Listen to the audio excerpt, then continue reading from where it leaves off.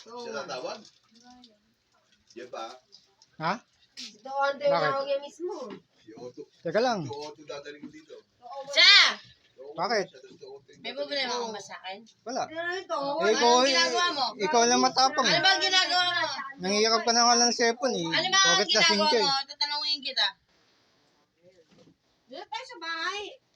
Ano na ma-open naman sa bahay? Palibasa, ikaw Ano nga na tatanungin kita? Ano ba dito eh. problema mo? Ikaw nga malaki problema lagi eh.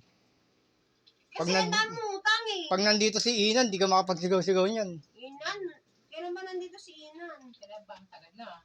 Ewan ko dyan. 10 years na. 10 years Asan ba yung na. kuya mo? 10 years na. Natalo si Tale. Ha? 12 na.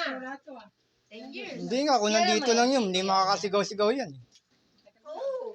Magiging maamon tupa yan. Para na wala naman tayong ano.